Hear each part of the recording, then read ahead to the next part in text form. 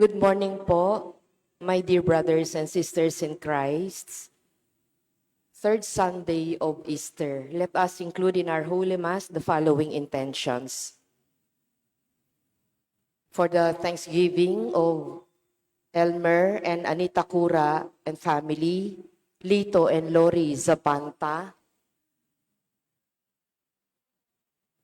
Lorega family, Osuna family, Lagman family, Estandarte family.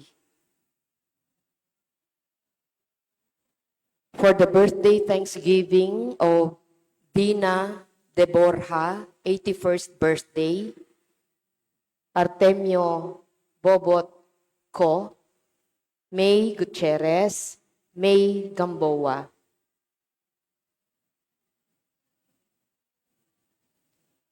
For the special intentions of John Ray, Michelle, and Davina Abalos, Edgardo and Beth Palo, Lynette Nukum and family, Helen David, Tita Bermudez, Eleanor Ventura, Jeremy Robes, Arman and Mariette Nang, Rosana Reyes, Jimmy and Inday Santo Domingo, Patrick and Sarah Gokwinko.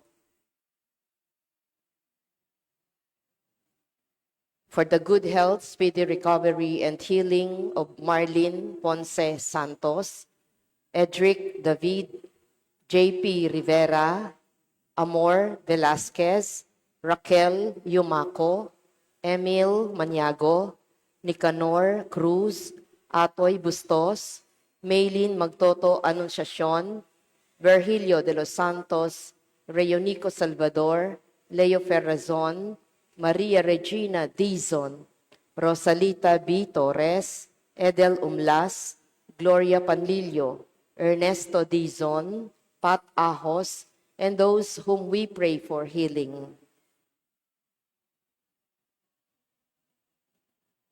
For the eternal repose of the souls of Maria Agnes Aison, death anniversary, Democrito Aison, Martin Angeles, Cesar Layag Sr., Rudy Nakpil, Oscar Nukup, Ruben Canlas, Anita and Maximiano Cortez, Sunny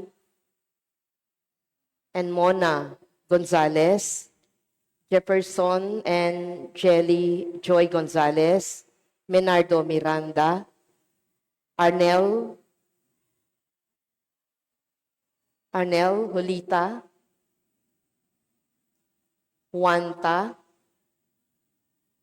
Giancarlo Ong, Jose L. Vergara, Leila David, Dan Garcia, Elena Suarez, Arnel Atienza, Robin Bong Nepomuceno, Antonio Aison, Alberto de Guzman, Joshua Gabriel Makasait, Jesus Balijo, Daisy Razon Di Mabuyu, Maria Monica Bata, Genemino Asuncion and Asuncion Umlas, Faustino Santa Maria Jr., Luciana S. Olalia, Elena Parico, Vicente and Ellen Tantampo, Alex Resurrection, Alejandro and Milagros Resurrection, Magno and Francisca Hipolito,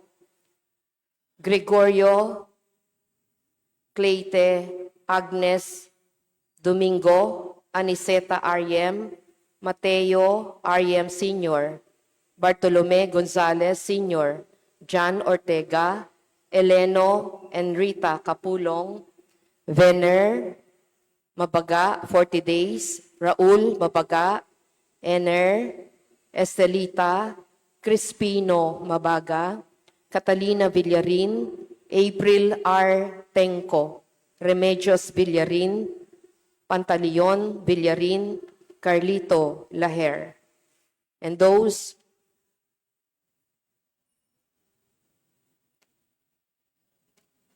and all poor souls in purgatory,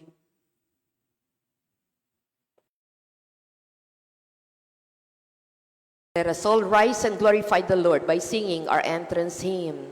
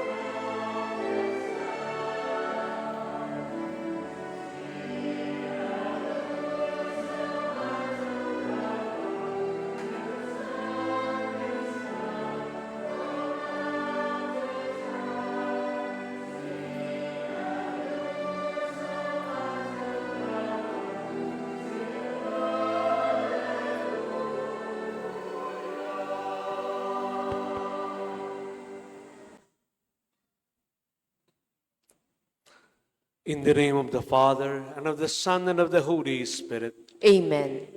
The grace of our Lord Jesus Christ, the love of God the Father, and the fellowship of the Holy Spirit be with you all. And with your spirit.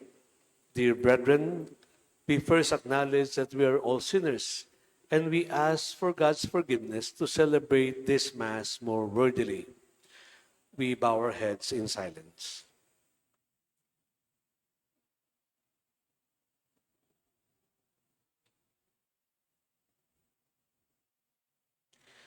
You were sent to heal the contrite. Lord, have mercy. Lord, have mercy. You came to call sinners. Christ, have mercy. Christ, have mercy. You plead for us at the right hand of the Father. Lord, have mercy. Lord, have mercy. May Almighty God have mercy on us, forgive us our sins, and bring us to life everlasting. Amen. We sing the Gloria, Gloria.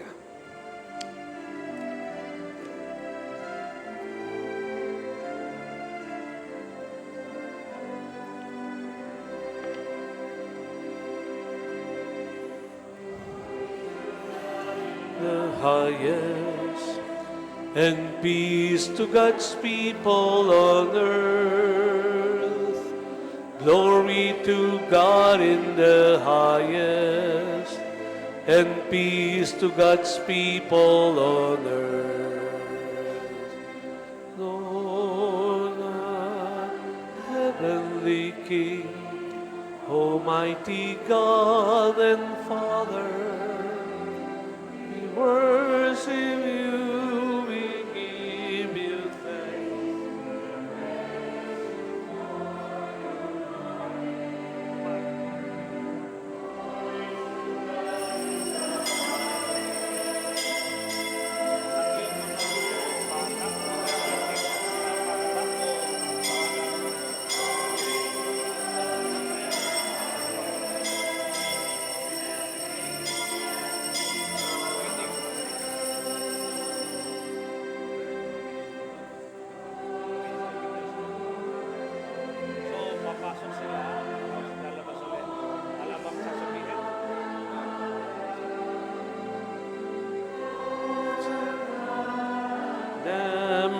God, you take away the sins of the world. Mercy on us, and mercy on us. You are seated at the right hand of the Father. Receive our prayer, receive our prayer. To God in the highest, and peace to God's people on earth. Glory to God in the highest, and peace to God's people on earth. Alone are the Holy One, you alone are the Lord, you alone are the Most High, Jesus Christ, in the Holy Spirit, in the glory of God the Father. Amen. To God in the highest, and peace to God's people on earth. Glory to God in the highest, and peace to God's people on earth.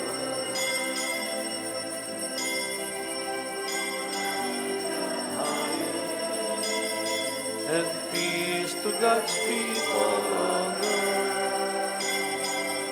Glory to God in the highest, and peace to God's people on earth. Let us pray. May your people exalt forever, O God, in renewed youthfulness of spirit, so that rejoicing now in the restored glory of our adoption, we may look forward in confident hope to the rejoicing of the day of resurrection. Through our Lord Jesus Christ, your Son, who lives and reigns with you in the unity of the Holy Spirit, one God, forever and ever. Amen. The Liturgy of the Word.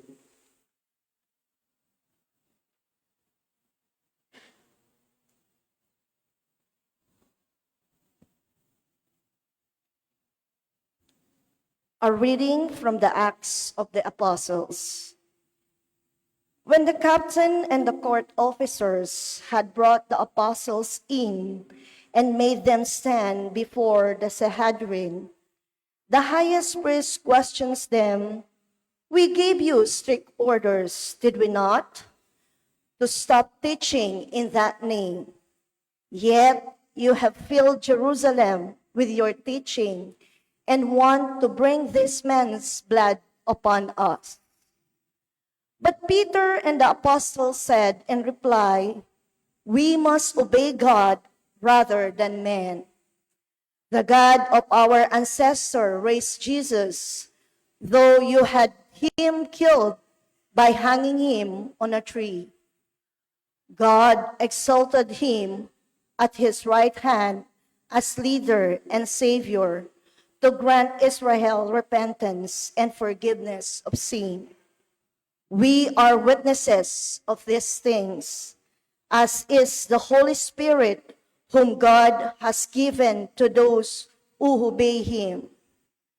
The Sanhedrin ordered the apostle to stop speaking in the name of Jesus and dismiss them.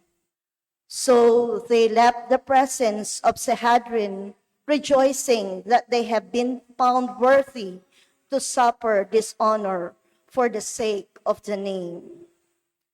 The word of the Lord. Thanks be to God.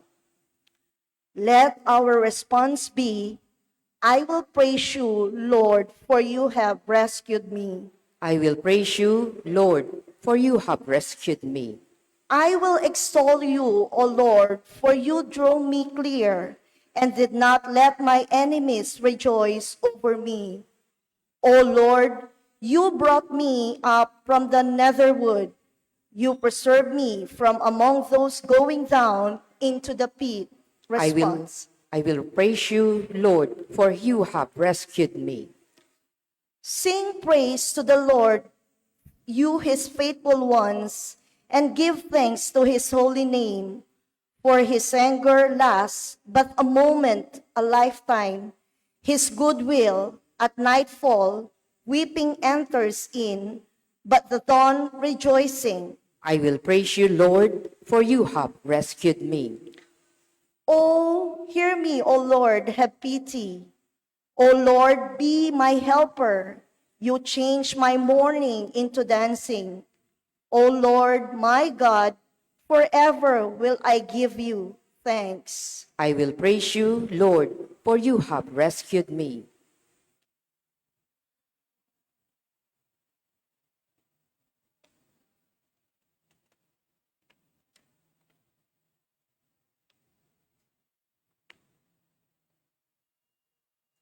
A reading from the book of Revelation.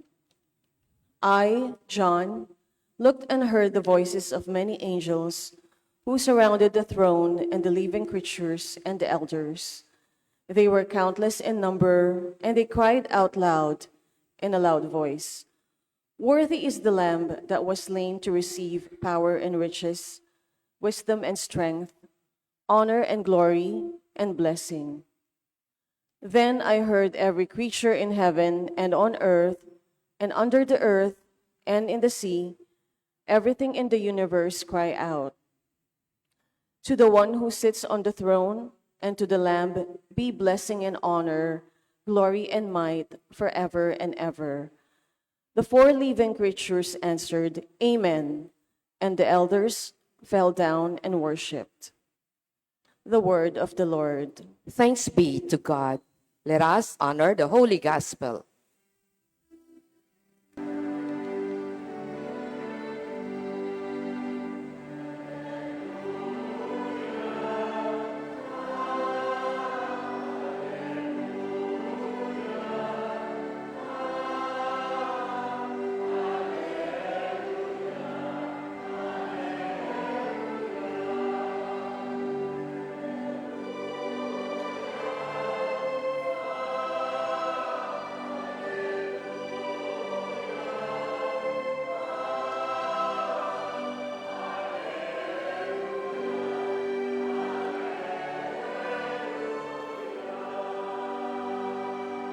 All together, please.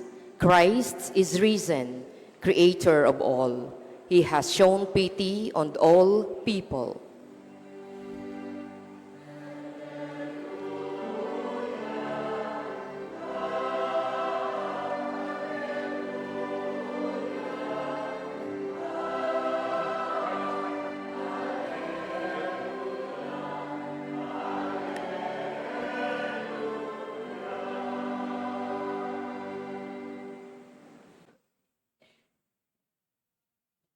The Lord be with you.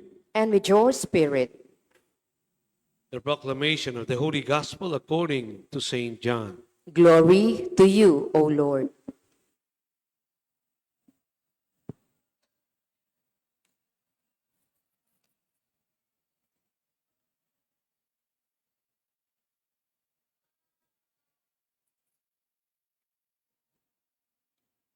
At that time, Jesus revealed himself again to his disciples at the Sea of Tiberias. He revealed himself in this way. Together were Simon Peter, Thomas called Didymus, Nathanael from Cana in Galilee, Zebedee's sons, and two others of his disciples. Simon Peter said to them, "I am going fishing." They said to him, "We will also come with you." So they went out and got into the boat, but that night they caught nothing. When it was already dawn, Jesus was standing on the shore, but the disciples did not realize that it was Jesus. Jesus said to them, "Children, have you caught anything to eat?" They answered him, "No." So he said to them, "Cast the net over the right side of the boat, and you will find something." So they cast it, and were not able to pull it in because of the number of fish. So the disciple whom Jesus loved said to Peter, "It is the Lord." When Simon Peter heard that it was the Lord, he tucked in his garments, for he was lightly clad, and jumped into the sea. The other disciples came in the boat, for they were not far from the shore, only about 100 yards, dragging the net with the fish. When they climbed out on the shore, they saw a charcoal fire with fish on it and bread. Jesus said to them, "Bring some of the fish you just caught." So Simon Peter went over and dragged the net ashore full of 153 large fish, even though there were so many that the net was not torn. Jesus said to them, "Come, have breakfast." And none of the disciples dared to ask him, "Who are you?" because they realized it was the Lord. Jesus came over and took the bread and gave it to them, and in like manner the fish. This was now the third time Jesus was revealed to his disciples after being raised from the dead. When they had finished breakfast, Jesus said to Simon Peter, "Simon, son of John, do you love me more than this?" Simon Peter answered him, "Yes, Lord, you know that I love you." Jesus said to him, "Feed my lambs." Then he said to Simon Peter a second time, "Simon, son of John, do you love me?" Simon Peter answered, "Yes, Lord, you know that I love you." Jesus said to him, "Tend my sheep." Jesus said to him the third time, "Simon, son of John, do you love me?" Peter was distressed that Jesus said to him a third time, "Do you love me?" And he said to him, "Lord, you know everything. You know that I love you." Jesus said to him, "Feed my sheep." Amen, amen. I say to you, when you were younger, you used to dress yourself and go where you wanted. But when you grow old, you will stretch out your hands, and someone else will dress you and lead you where you do not want to go. He said this signifying by what kind of death he would glorify God. And when he had said this, he said to Peter, "Follow me." The Gospel of the Lord. Praise to you, Lord Jesus Christ.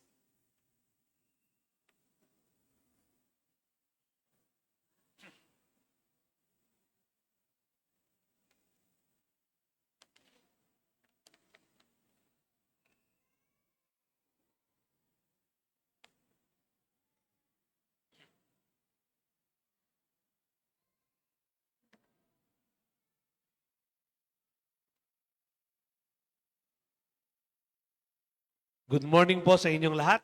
Good morning po, Among. Batiin ang katabi ng good morning. Good morning. At isunod mo, Happy Easter. Happy Easter. Happy Easter po. So we offer this Mass especially for our parish priest, si Father Deo, sa kanyang complete recovery. So the good news, maybe tomorrow or the next day, makakalabas na siya sa hospital. So we pray for him specially. Itong ating third Sunday of Advent, sabi sa atin, ay third time ng pagpapakita ni Jesus sa kanyang mga alagad. No? Yung una nating mapapansin ay nung wala pa si Jesus, sa piling nila, wala silang huli. Sabi nga, they only have empty nests. empty nets pala. Empty nets, no? Na symbolically, parang emptiness din. Parang they feel the void of Jesus not present with them. Kasi tandaan natin na yung mga alagad ni Jesus, marami sa kanila mangingisda. Kaya bumalik na lang sila sa dati nilang buhay nung si Jesus ay namatay. Ano? They are trying to find meaning in their lives. And they know that as fishermen, yun yung kanilang buhay dati. So bumalik na lang sila doon. Not knowing that Jesus will show Himself to them. At dito nga, nung si Jesus ay lumitaw sa piling nila at sinabi sa kanila, cast your nets again on the right side. No? Sabi ni Attorney Bong doon sa amin sa discussion sa Men of Light, yun daw yung right side. Kasi yung kabila, wrong side. No?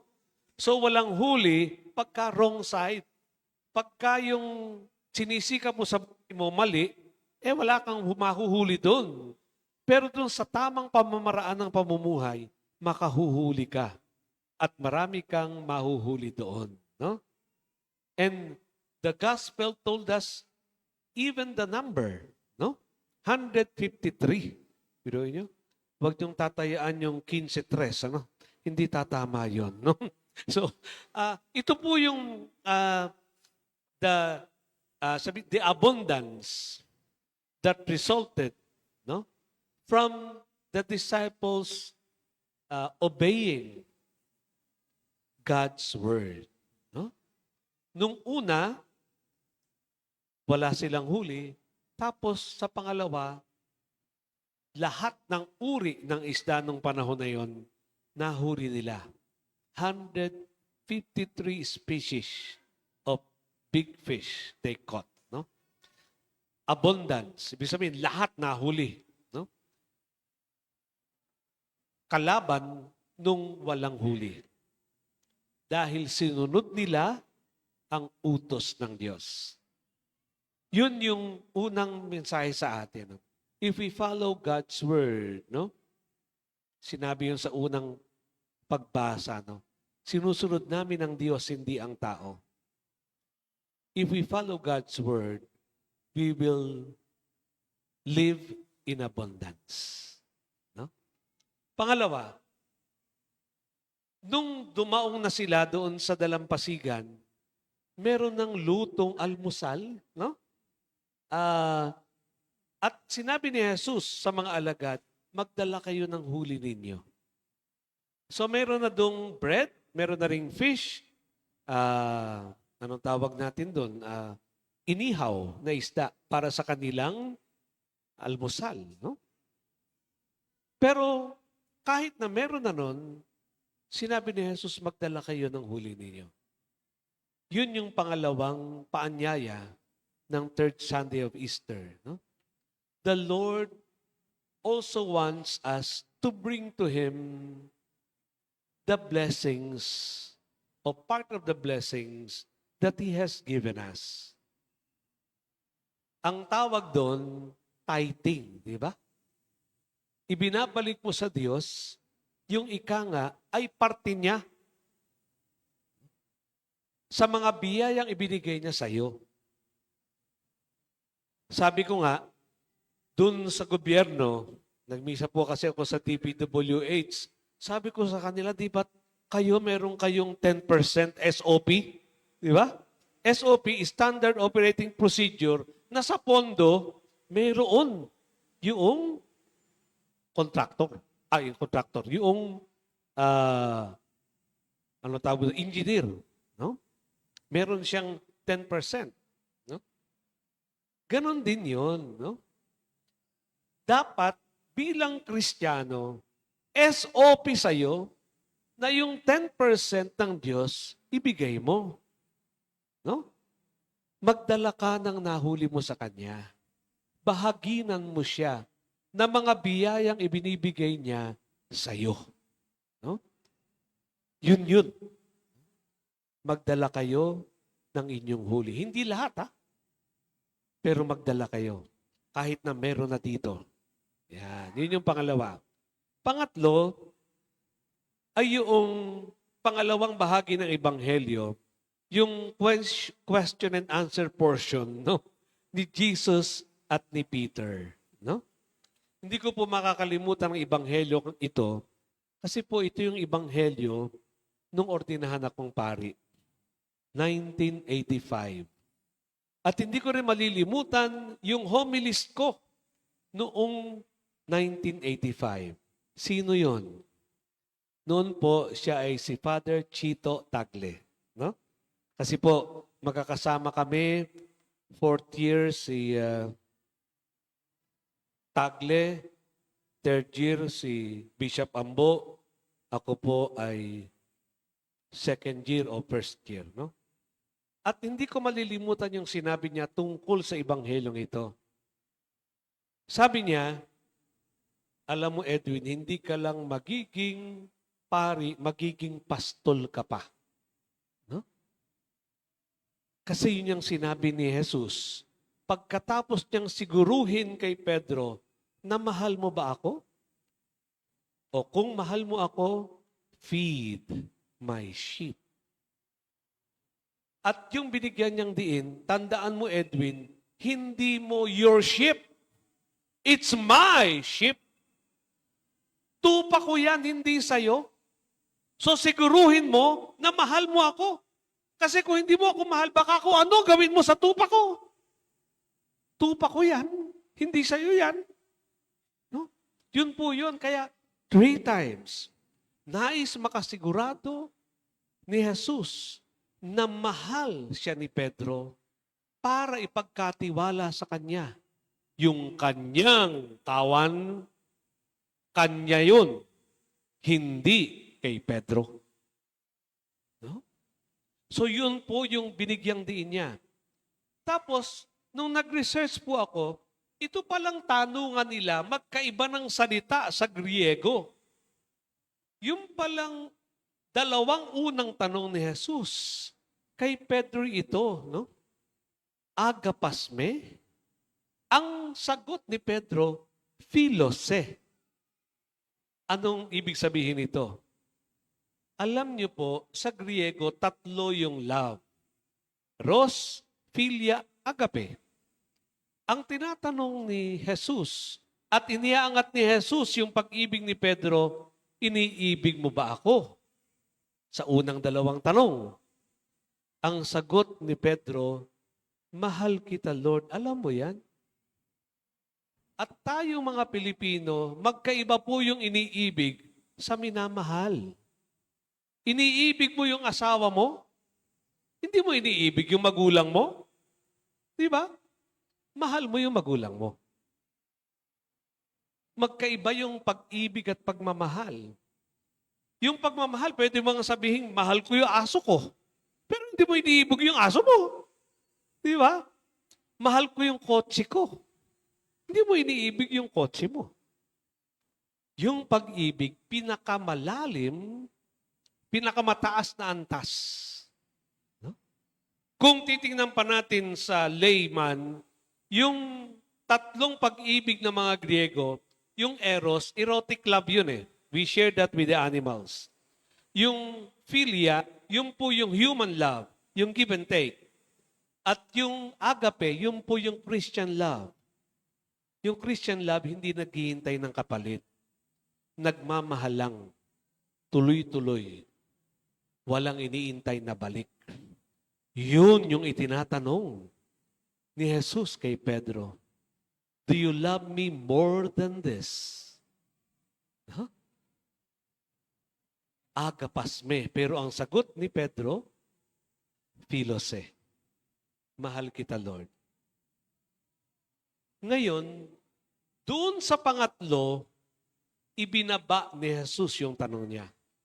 Ang Diyos ang nag-adjust. At tinanong niya si Pedro, o sige Pedro, hindi mo ako iniibig. Pero mahal mo ba ako? At yun, pumantay na yung sagot ni Pedro. Opo, mahal ko kayo. Anong ibig sabihin nun? Ang Diyos tinatanggap kung nasaan tayo, kung sino tayo. Kung hindi pa kaya natin yung agape, okay lang. Kahit na yung philia, okay lang. Kasi hindi natin kaya. Ang Diyos ang bumaba sa level ng pag-ibig para tanggapin niya yung pag-ibig na kaya ni Pedro. So, sa pagpapatuloy natin ng misa, ito rin yung ating ika nga ay pakalimiin, pakaisipin, no? That the Lord, no, wants us to have the abundance, no, of life, no? When we follow His voice, when we live on the right side of life, we will have abundance. Also, the Lord wants us to share to Him the blessings He pours on us, no?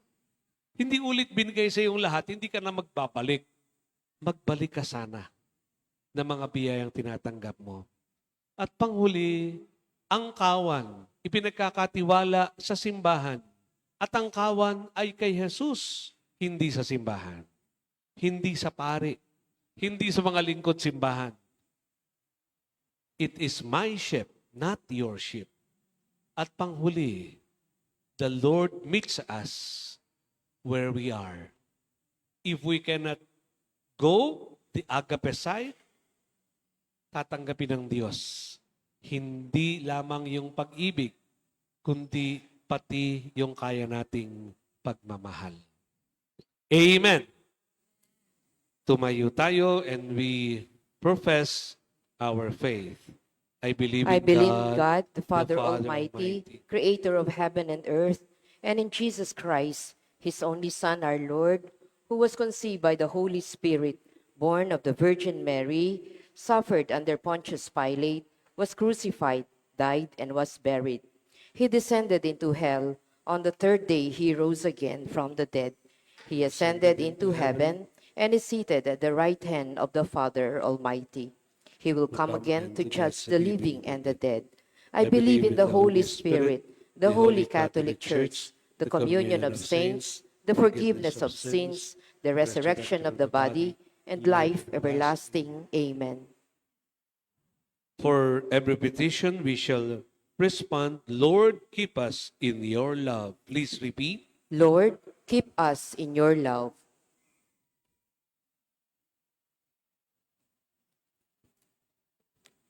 For the Church, the people of God, may we experience the power of the resurrection, especially in times of weakness, trials, and great difficulties. We pray. Lord, Keep us in your love. For those who exercise authority and service in the government, may their love for Jesus continue to deepen and be a perennial source of inspiration and strength in their service to God's people. We pray. Lord, keep us in your love. For the upcoming elections, may everyone forsake the politics of money, fame, and patronage, and elect to office leaders who are competent, honest, and have a sincere desire to serve. We pray. Lord, keep us in your love.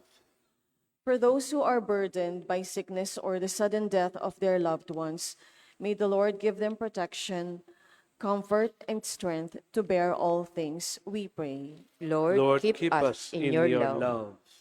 Let us now pray for the urgent concerns of our community and our personal intentions.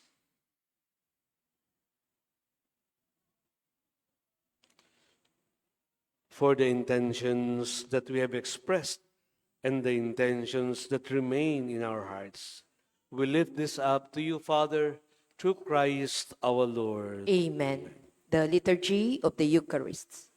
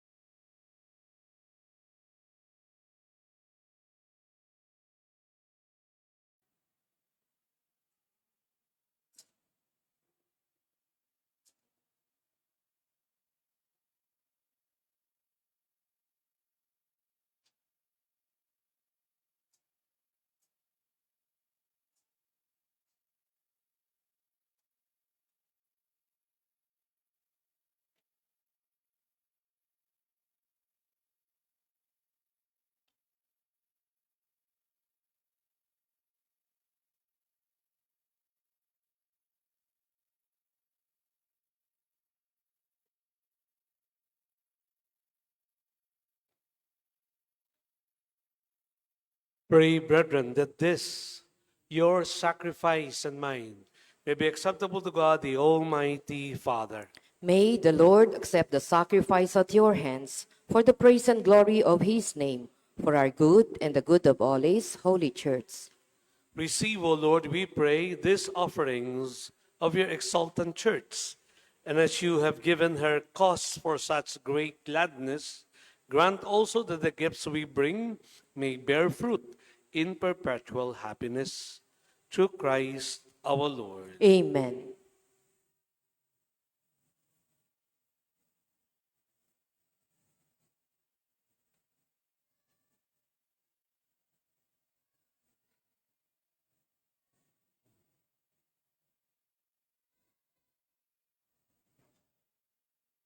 The Lord be with you. And with your spirit, Lift up your hearts. we lift them up to the Lord. Let us give thanks to the Lord our God. It is right and just. It is truly right and just, our duty and our salvation, at all times to acclaim you, O Lord, but in this time above all to laud you yet more gloriously, when Christ our Passover has been sacrificed. Through him, the children of light rise to eternal life, and the halls of the heavenly kingdom are thrown open to the faithful. For his death is our ransom from death, and in his rising, the life of all has risen. Therefore, overcome with paschal joy, every land, every people exalts in your praise, and even the heavenly powers with the angelic host sing together the unending hymn of your glory as they acclaim.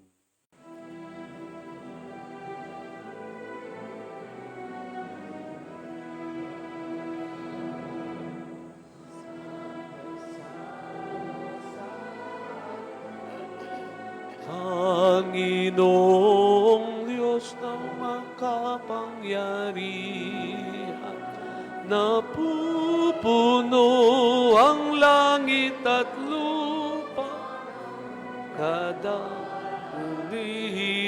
mo, o sana sa kaitaasan.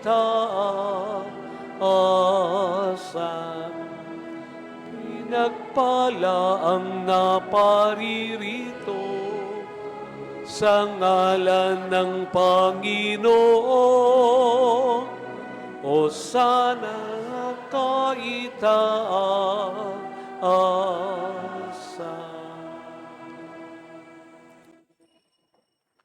You are indeed holy, O Lord, the fount of all holiness.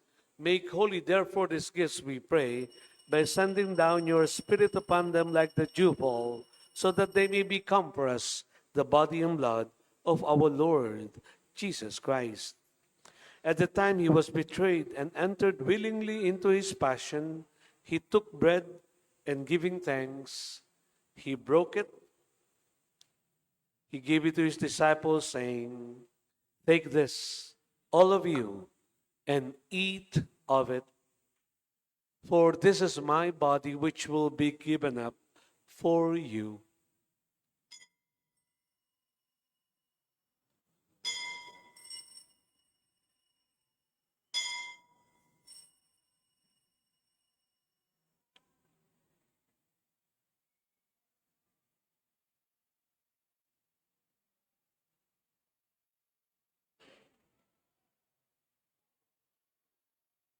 In a similar way, when supper was ended, he took the chalice filled with wine, and once more giving thanks, he gave it to his disciples, saying, "Take this, all of you, and drink from it.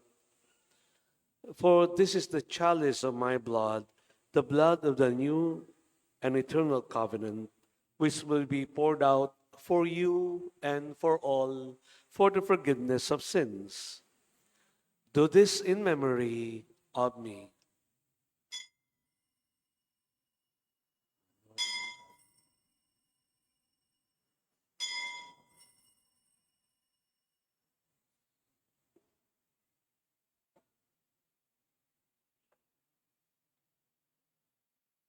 The mystery of faith.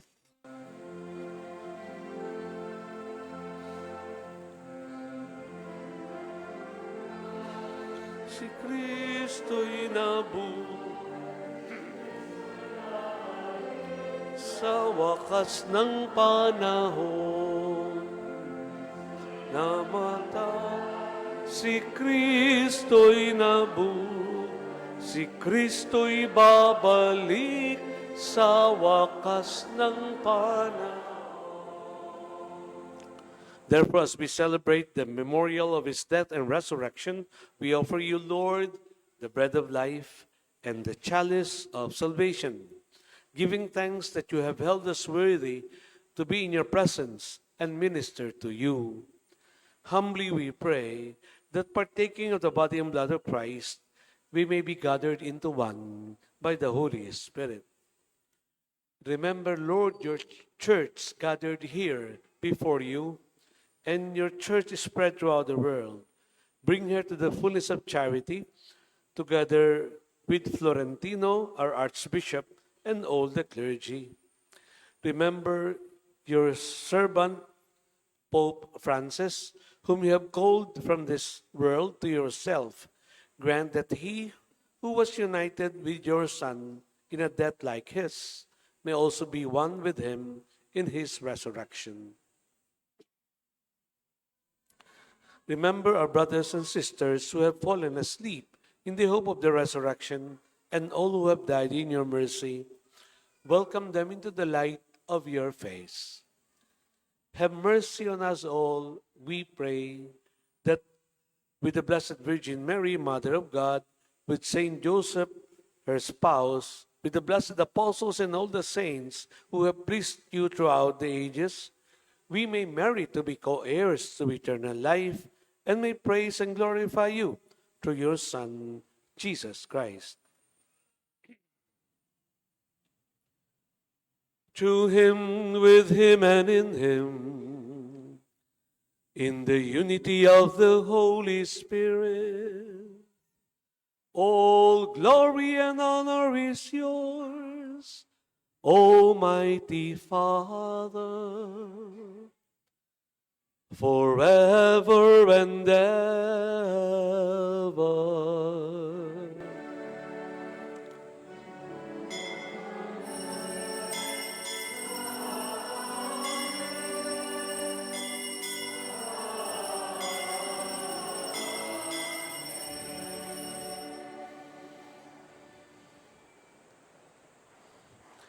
We now pray in confidence to the Father in the words our Savior gave us.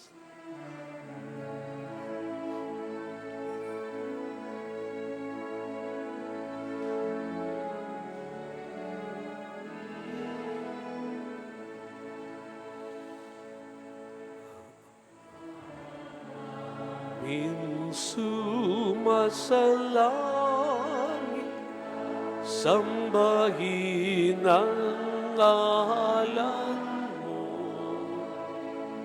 mapasa amin ang kaharian mo, sundin ang loob mo, dito sa lupa parang sa langit mo kami ngayon ng aming kakan sa araw-araw at patawarin mo ang aming mga sala para ng pagpapatawad sa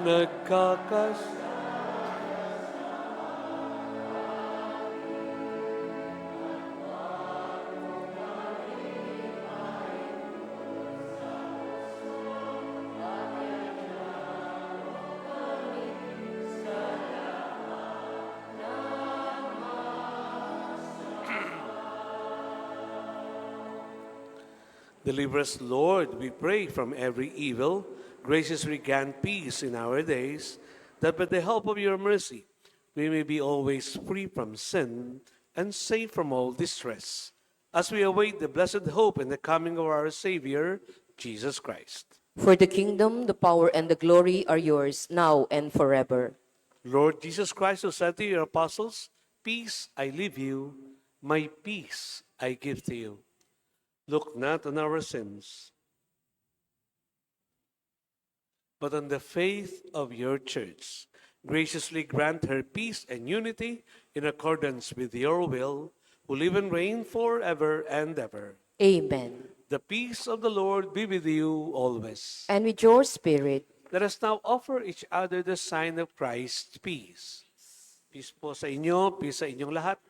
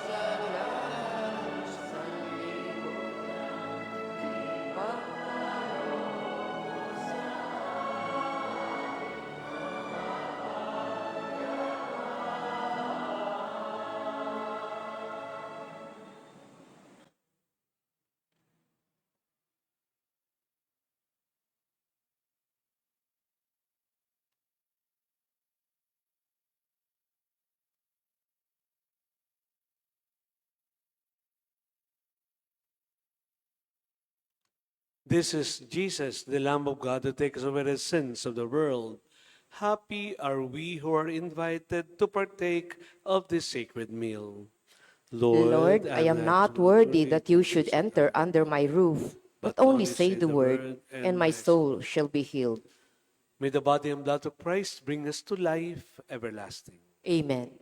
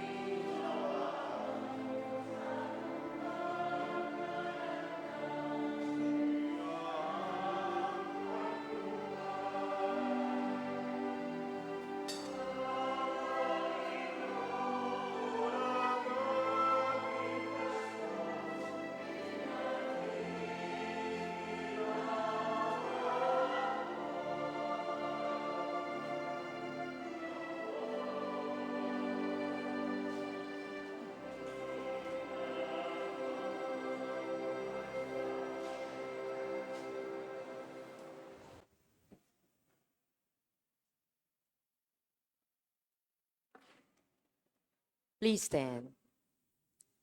Let us pray.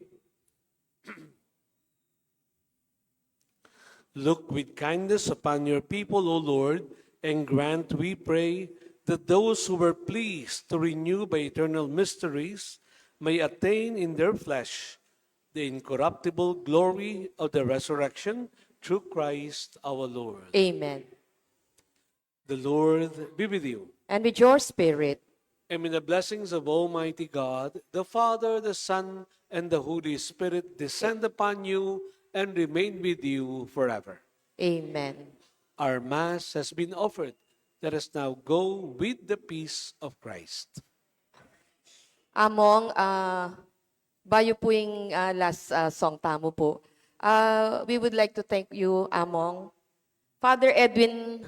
Reverend Father Edwin Beley, lagi lang po nating napapanood sa Men of Light.